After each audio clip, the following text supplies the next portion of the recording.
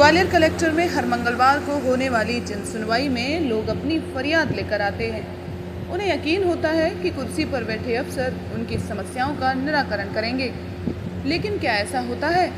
आज हम आपको इसका नज़ारा दिखाते हैं।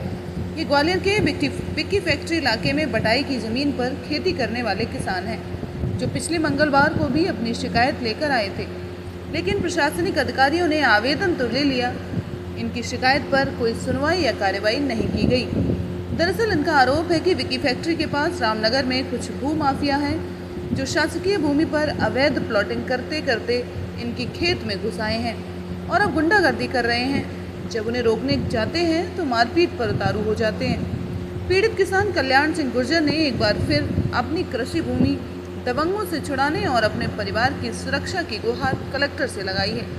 कलेक्टर रुचिका सिंह चौहान ने उन्हें आश्वासन भी दिया है। अब देखना होगा इस किसान की शिकायत पर भू माफियाओं के विरुद्ध कार्रवाई होगी या फिर यहां आने वाली हजारों शिकायतों की तरह इन्हें भी रद्दी में फेंक दिया जाएगा।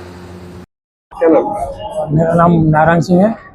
क्या लगता है? मैं वहाँ 121 बीघा ज़मीन है सुरेश चौबे की बटाई से करता हूँ रामनगर में। वहाँ पर अवैध कॉलोनी कुछ लोग काट रहे हैं, बघेली समाज के हैं, कुछ अन्य समाज के हैं। वहाँ कॉलोनी काट रहे हैं और कुछ हमारी ज़मीन में कब्जा करने की कोशिश कर रहे हैं। तार फेंसिंग काट देते हैं, वहाँ नुकसान कर देते हैं।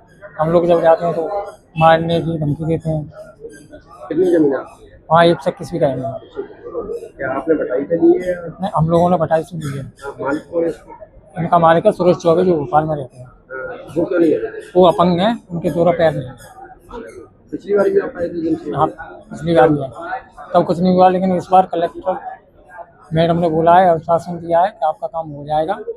ये आश्वासन दिया है। कौन लोग हैं ये लोग जो धमकी दे रहे थे आपको? वहाँ क्या है, कईयों समाज के हैं, बघेले हैं, कुछ अन्य समाज के धमकी देते हैं। एक दो बार गोली भी चला दी। अब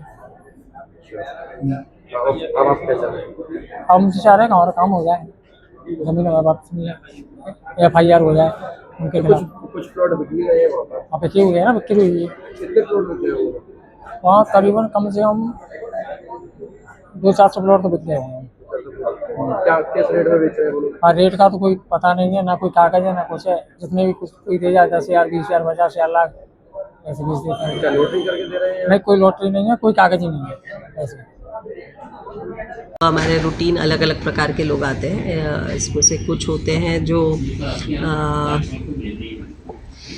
हेल्थ रिलेटेड, ट्रीटमेंट रिलेटेड उनको हेल्प चाहिए होती है। जैसे किसी को अपना आइज़ का चेकअप कराना है, कैंसर के कोई पेशेंट है, आयुष्मान कार्ड से संबंधित कोई प्रॉब्लम है, तो इस प्रकार के लोग आते हैं। इसके अतिरिक्त जो कि एक रूटीन इशू रहता है हमारा, क्योंकि कृषि प्रधान क्षेत्र है, तो कृषि और ज़मीन से रिलेटेड मैटर्स रहते हैं।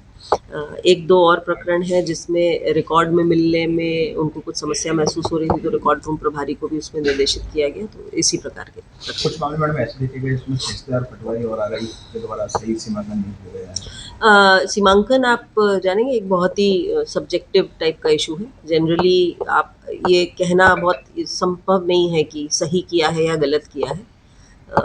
सीमांकन एक नक्शे के अनुसार होता है, मोस्टली मशीन से होता है, तो किसी न किसी किसान को ऐसा लगता ही है कि हमारा गलत कर दिया, उसका सही कर दिया। इसीलिए ये जनरली एक्सरसाइज दल के साथ में होती है, सबकी उपस्थिति में होती है।